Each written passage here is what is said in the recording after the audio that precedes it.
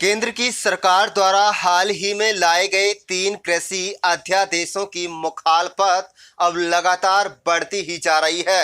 हरियाणा तथा पंजाब में जहां किसान बड़े पैमाने पर बिलों का विरोध प्रदर्शन करते हुए धरना प्रदर्शन कर रहे हैं, तो अब हरियाणा आड़ती एसोसिएशन भी इन बिलों के खिलाफ उतर आई है।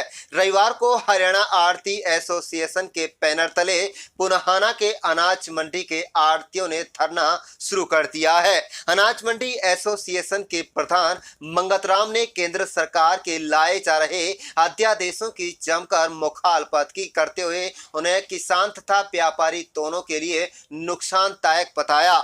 उन्होंने कहा है कि यह सरकार जनता के हित में फैसला नहीं ले रही है। धरना को समर्थन देने पहुंचे हरियाणा कांग्रेस प्रदेश सचिव इब्राहिम इंजीनियर ने कहा है कि केंद्र सरकार किसानों को कंगाली की तरफ ले जाना चाहती है।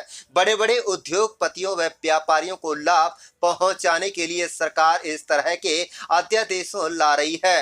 अध्यादेशों से गरीबों, व्यापारियों, किसानों का कोई भला नहीं होने वाला, लिहाजा ऐसे अध्यादेशों जनता पर ना थोपे जाएं।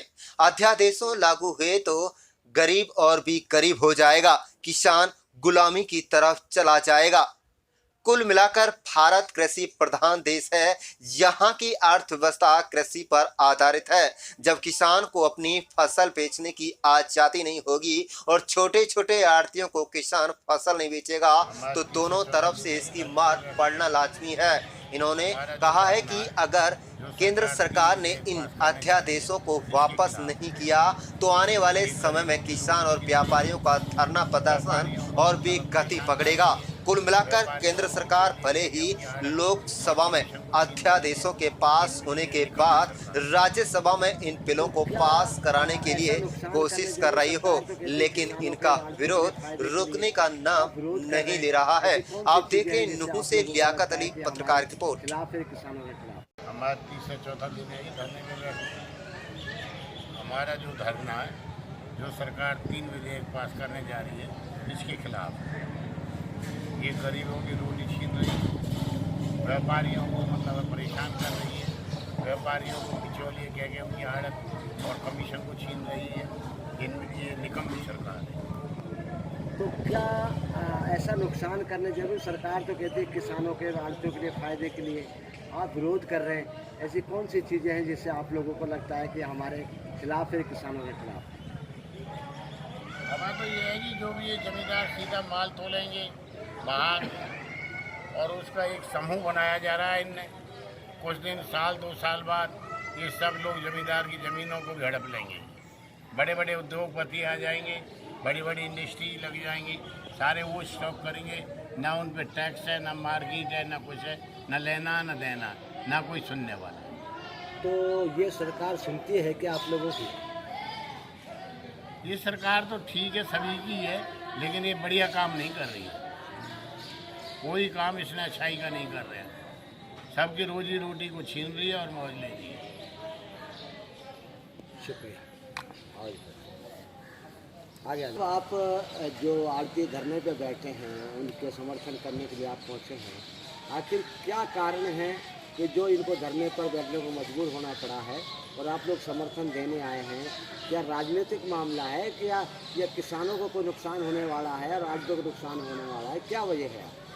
देखिए, सबसे पहले तो मैं कांग्रेस पार्टी की तरफ से, मैं किसान कांग्रेस का मैं जिला अध्यक्ष भी हूँ, मैं उनकी तरफ से अपने सभी व्यापारी भाइयों को, जो हमारे आड़ती भाई हैं, जो हमारे और मजदूरी जो करते हैं, पल्लेदार अपनी रोजी रोटी का काम चलाते हैं, उन सब के हकों के लिए हमारा समर्थन इनके साथ है। जो ये सरकार 3 अध्यादेश लेके आई है, कृषि के जुड़े हुए कानून जो इन्होंने बदले हैं, सबसे पहली जो बात है कि APMC जो हमारी एक सिस्टम बना हुआ है कि भाई यहाँ मंडी में आकर अब कोई भी किसान अपना जो है अनाज या कोई भी सामान जो भी पैदा होती है उसको बेच सकता है, और अपना MSP के हिसाब से जो मिनिमम सपोर्ट प्राइस जो सरकार लागू करती है उसको भी कहीं ना कहीं एक कंट्रोल सरकार का होता है उसके ऊपर, क्योंकि सरकारी मंडी है, सरकारी मंडी में सरकारी कानून भी लागू होगा और सरकारी चीज़ें भी लोग मानेंगे। लेकिन जो इस अध्यादेश के इस कानून के माध्यम से जो इन्होंने एक जो सिस्टम बनाया जा रहा है कि कोई भी प्राइवेट आदमी, कोई भी प्राइवेट कंपनी आकर जमींदार से कहीं भी सामान खरीद सकती है। उसको फीस देने की ज़रूरत नहीं है, उसको रजिस्ट्रेशन कराने की ज़रूरत नहीं है, सरकार का कोई कंट्रोल ही नहीं होगा। कितना भी वो अपना स्टॉक गोडाउन कर सकता है, कितना भी कुछ अपना इकट्ठा कर सकता है। तो क्या इससे तो किसान और सरकार दोनों को नुकसान होने की, क्योंकि किसान धोखे में झांसे में आ सकता है और सरकार को जो है टैक्स का नुकसान होगा। मैं कह रहा हूँ कि इससे सबको नुकसान है। किसान को भी शोषण किया जाएगा और सरकार को, राज्य सरकार को जो पूरा साल में एक 900,000 करोड़ का जो और जैसे भी बड़े प्रदेश हैं उन पर ज़्यादा पैसा आता है, वो बजट भी पूरा ख़त्म हो जाएगा। और दूसरा अध्यादेश में एक और आपको बताना चाहता हूँ कि जो दूसरा अध्यादेश है, जो कॉन्ट्रैक्ट एग्रीमेंट के तहत जो जमींदारों की ज़मीन को लेकर बड़ी बड़ी कंपनियाँ उनकी ज़मीनें लेंगी और अपने मर्जी के हिसाब से उनको पैदावार के लिए अलाउ करेंगी।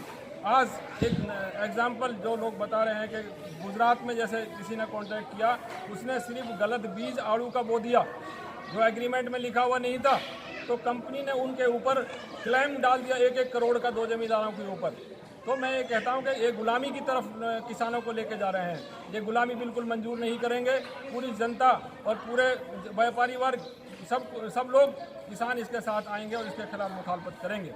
तीसरा जो अध्यादेश है, तीसरा अध्यादेश जो इन्होंने किया है कि जो ज़रूरी चीज़ें हैं जो सरकार के तहत होती हैं कि भाई उन चीज़ों को कोई एक्स्ट्रा उसका अपना गोडाउन नहीं बना सकता, एक्स्ट्रा चीज़ों को स्टोर नहीं कर सकता, उन पे कंट्रोल अपना ये ख़त्म कर दिया इन्होंने कि इससे चीज़ें और महंगी होंगी, जनता का शोषण होगा, जनता को मुसीबत में डालने का काम कर रहे हैं। हम इन तीनों अध्यादेशों को मुखालफत करते हैं और सरकार गरीबों के लिए सोचे, किसानों के लिए सोचे, आम आदमी के लिए सोचे, खाली धनाढ़ और व्यापारियों के लिए ना सोचे, बड़े बड़े जो उद्योगपति हैं उनके लिए ना सोचे। जब गरीबों के लिए सोचेंगे, इस देश में आज भी 40% जो है BPL के नीचे रहने वाले लोग हैं, तो उनका कैसे भला होगा इस तरह की चीज़ सरकार करे।